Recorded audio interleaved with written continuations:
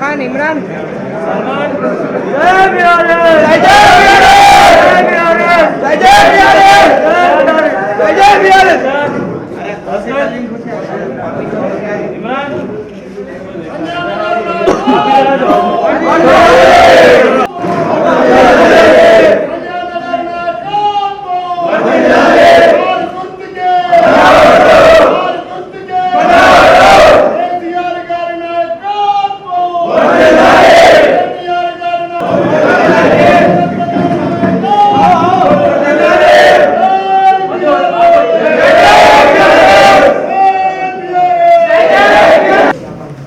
జగిత్యాల పట్టణంలో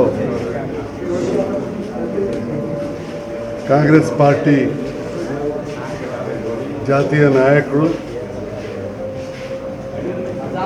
ఏఐసిసి మాజీ అధ్యక్షులు శ్రీ రాహుల్ గాంధీ గారు జగిత్యాలలో రోడ్ షో అట్టర్ ఫ్లాప్ అయిన విషయం అందరూ కూడా టీవీలలో చూడడం జరిగింది.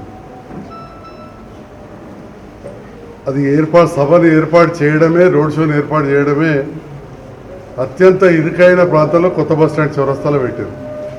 ఒక లారీ వచ్చి 5 నిమిషాలు ఆగితే, ఒక బస్సు ఆగితేనే అక్కడ 500 మంది జనం ఆగిపోతారు.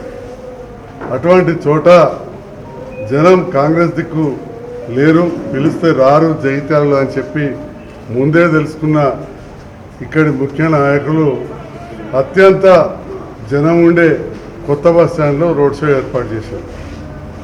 పర్లేదు, అది వారి విషయానికి వదిలేసిన ప్రజలలో నుంచి మాత్రం జగిత్యాల నియోజకవర్గంలో ఏ ఊరు నుంచి కూడా 10 మంది కంటే ఎక్కువ కూడా కదలలేదు. పట్టణంలోనైతే అసలే కదలిక లేని పరిస్థితి మనం చూసినాం. మరి వచ్చిన సందర్భంలో కూడా రాహుల్ గాంధీ గారు రాజకీయ కుటుంబం, వారి ముత్తాత నుంచి దేశ రాజకీయాల్లో కుటుంబ పాలన చేస్తూ ఇప్పుడు ఇక రాహుల్ గాంధీ, ప్రియాంక గాంధీ దానికి వచ్చారు. మరి వచ్చిన సందర్భంలో ఆగి నూకపల్లి కాడ దోశ వేసిన ముచ్చట చెప్తున్నారు, కానీ నూకపల్లిలో కట్టిన దాదాపు 5,000 డబల్ బెడ్రూమ్ల గురించి మాట్లాడలేదు.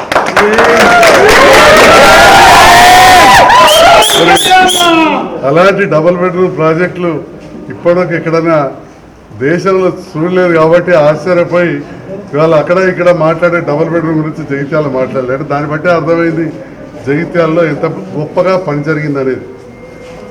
రెండవది, షుగర్ ఫ్యాక్టరీ గురించి మాట్లాడారు. అసలు షుగర్ ఫ్యాక్టరీ మూత పడ్డదే దాదాపు వాళ్ళ హయాంలో, దానికి కుంటుపడ్డది రాష్ట్రాల ఊపిలోకి వచ్చింది. మూడవది పసుపు బోర్డు 60 సంవత్సరాలు పాలించి దానికి ఒక మద్దతు ధర ప్రకటించిన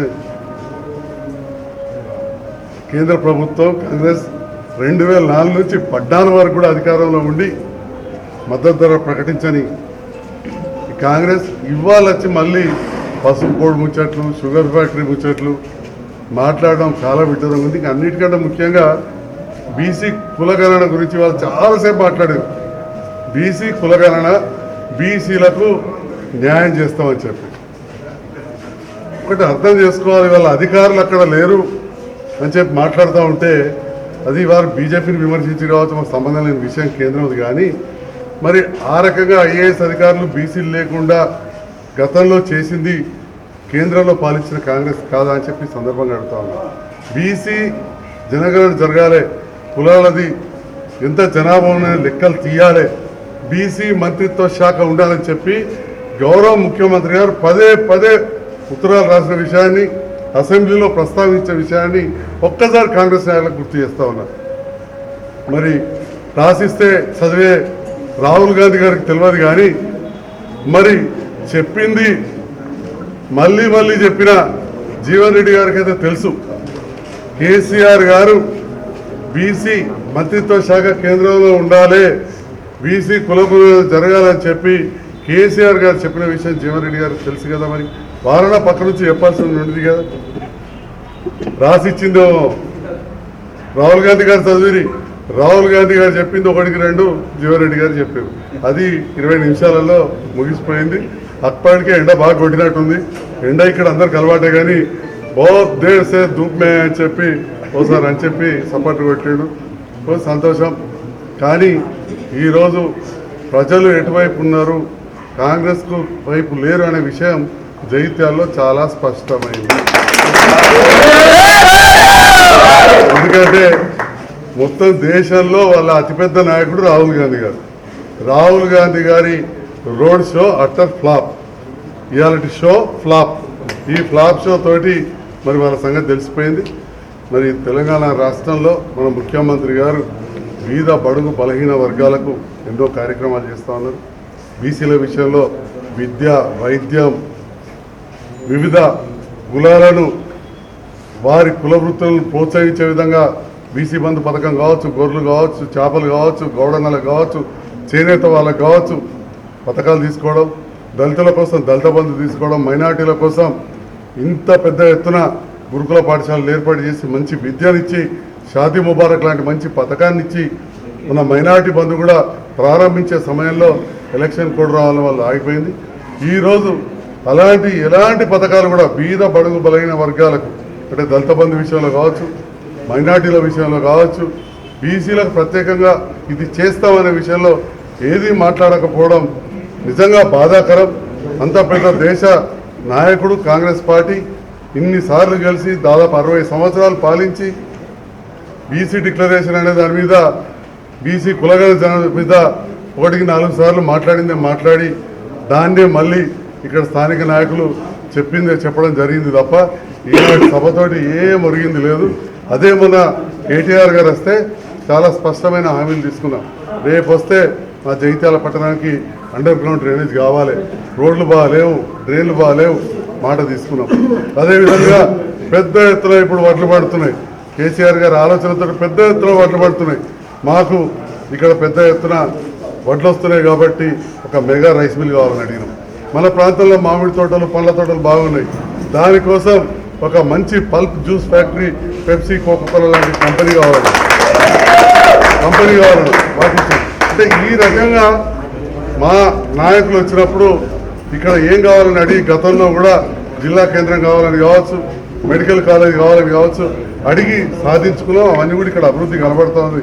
డబల్ బెడ్రూమ్ అని ఈరోజు అలాంటి ఏమి లేకుండా ఒకటి బీసీ కులగణ బీసీ జనాభా లెక్కల మీద ఒకటి, రెండవది బీఆర్ఎస్, బీజేపీ, ఎంఐఎం ఒకటి అని చెప్పి 2-3 ముచ్చట్లు మాట్లాడారు. అసలు ఎక్కడ కనబడుతున్నది? బీజేపీకి బీఆర్ఎస్కి అసలు సంబంధం ఎక్కడిది? బీజేపీకి బీఆర్ఎస్ సంబంధం ఎక్కడిది? సిద్ధాంతపరంగా కొన్నింటికి కొందరం మద్దతు ఇచ్చినాం తప్ప బీజేపీ తప్పులను ఎప్పుడు కూడా ఎత్తి చూపెట్టిన ముఖ్యమంత్రి కేసీఆర్ గారు. బీజేపీ నాయకత్వం వహిస్తున్న మహారాష్ట్రలో బీజేపీకి అక్కడ శివసేనకు వ్యతిరేకంగా బ్రహ్మాండమైన సభలు ఏర్పాటు చేసినాం. ఈ మధ్యకాలంలో మీరు మహారాష్ట్రలో ఒక్క సభలను ఏర్పాటు చేసినారు. ఇదే ఆడిగిడి పాదయాత్ర తప్ప ఇక్కడ జన సమీకరణ చేసినారు. కాబట్టి అనవసరంగా వాళ్ళు మూలాఖతలు కాదు. ఇవాళ మరొకసారి గుర్తు చేస్తా ఉన్న వాస్తవానికి జగిత్యాలలో బీజేపీ కాంగ్రెస్ ఒకటైన విషయం ప్రజలు మర్చిపోలేదు. పోయిన పార్లమెంట్ ఎలక్షన్లో ఏ ఊరికి పోయినా, ఏ వాడకు పోయినా, జగిత్యాల పట్టణంలో కావచ్చు, గ్రామాలలో కాంగ్రెస్ నాయకులు బీజేపీకి ఓటేసిన విషయం మర్చిపోలేదు. ఇవాళ రాహుల్ వెనుకాలే ఉన్నారు మా మదియాష్కి గౌడ్ గారు. వారు అనుకొని ఉంటారు బీజేపీ బీఆర్ఎస్ ఒకటంటే వెనకాల నుంచి గ్యారెంటీ అనుకుంటారు. మొన్న నా ఎలక్షన్లో అప్పుడు ఇక్కడ జగిత్యాల కాంగ్రెస్ వాళ్ళు బీజేపీతో ఒకటై నాకు డిపాజిట్ కూడగొట్టిందని చెప్పి వెనకాల బయట వాళ్ళే కానీ బాధపడి ఉంటారు. ఆ విషయాలన్నీ కూడా ప్రజలకు తెలుసు. కాబట్టి ఈ సందర్భంలో మరొకసారి మీడియా ద్వారా ప్రజలకు గుర్తు చేస్తా ఉన్నా, ఈనాటి రాహుల్ గాంధీ గారి road show utter flop show. ఈనాటి road show utter flop show. వారు జగిత్యాల ప్రజలకు కానీ ఈ ప్రాంత ప్రజలకు పొరగబెట్టే విధంగా మాట్లాడిన మాట ఏది లేదు. అదే పాత వాళ్ళు మూతపడేసిన షుగర్ ఫ్యాక్టరీ గురించి 10 సంవత్సరాలు పాలించి రాష్ట్రంలో కేంద్రంలో తెరవని షుగర్ ఫ్యాక్టరీ గురించి మాట్లాడారు. నష్టపోయిన పసుపు రైతుల గురించి మాట్లాడారు తప్ప ఏం మాట్లాడలేదు వాళ్ళ హయాంలో. కాబట్టి ఈనాటి రోడ్ షో మళ్ళీ అట్టర్ ఫ్లాప్ అని తెలియజేస్తూ, దీన్ని బట్టి కాంగ్రెస్ రేపటి నాడు అతి ఘోరంగా ఓడిపోబోతుందని చెప్పి కూడా తెలియజేస్తుంది. ఒకవైపు వాళ్ళ రోడ్ షో అటర్ ఫ్లాప్ అయితే జగిత్యాల పట్టణానికి చెందిన మైనారిటీ యువత పెద్ద ఎత్తున కొత్తగా ఓటు వచ్చిన వాళ్ళందరూ కూడా కొత్తగా ఫస్ట్ టైం ఓటేస్తే మైనారిటీ యువత అందరూ కూడా ఈరోజు వచ్చి పార్టీలో చేరిన సందర్భంలో आप सबको मैं तहे दिल से इस्तकबाल कर रहा हूँ। जयत्याल के तहजीब जैसा केसीआर साहब बोलता है गंगा जमुना का तहजीब है, यहाँ बीआरएस पार्टी भी बहुत ही मजबूत है। वैसे ही एक अच्छा आमन रखेंगे। तेलंगाना में अब तक कुछ भी गड़बड़ कुछ भी नहीं है, यहाँ अमन है, इसीलिए हर एक पार्टी अपन को मदद दे रहे। अब एमआईएम असादुद्दीन ओवैसी साहब भी अपन को मदद कर रहे, मैं उनको भी शुक्रिया अदा करता हूँ। एमआईएम पार्टी के यहाँ भी मिलके काम करेंगे, किसके काम उसके करते। जैसा बीजेपी वाले या कोई बोलते हैं बीआरएस के स्टीयरिंग मजलिस चलाता है, किसके हाथ में हमारा कार का स्टीयरिंग नहीं है, हमारा कार हमारे के रहते हैं। वो लोग पतंग वो लोग हमारे साथ रहते हैं, क्यों बोलते तरक्की के लिए बस होता है, मिलके काम करके सबका तरक्की करेंगे।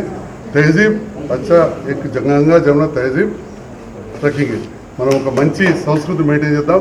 ఈ సంస్కృతి నిన్న మంచినీళ్ళ బావి దగ్గర ప్రచారానికి పోయినాం। ఒకవైపు మా ముదిరాజులు కావచ్చు, దళితులు కావచ్చు, గౌడన్నలు కావచ్చు, కట్క సోదరులు కావచ్చు, రజక సోదరులు అక్కడ అందరూ కూడా వాళ్ళు రావడం జరిగింది। వాళ్ళతో పాటుగా అక్కడే మైనారిటీ ప్రాంతాల్లో కూడా ప్రచారం చేశారు। అంటే అందరూ కూడా ఇటు చీరలు కట్టుకొని హిందూ అమ్మలు అక్క చెల్లెలు ఒకవైపు వాళ్ళ హిజాబ్ బుర్కా వేసుకొని అనుకోండి, ఇంకేదన్నా అనుకోండి, ముస్లిం అక్క చెల్లెలు వచ్చి మమ్మల్ని స్వాగతించారు। వీళ్ళు ఇళ్ళకి పిలిచి బొట్టు పెట్టారు, వాళ్ళ ఇళ్ళకి పిలిచి చాల్ పోసి గుల్పోసి కరే। సో ఐసా తహజీబ్ ఖచ్చితంగా జగిత్యాలలో నా గెలుపు తథ్యం అని చెప్పి చాలా స్పష్టంగా కనబడుతుంది। మళ్ళీ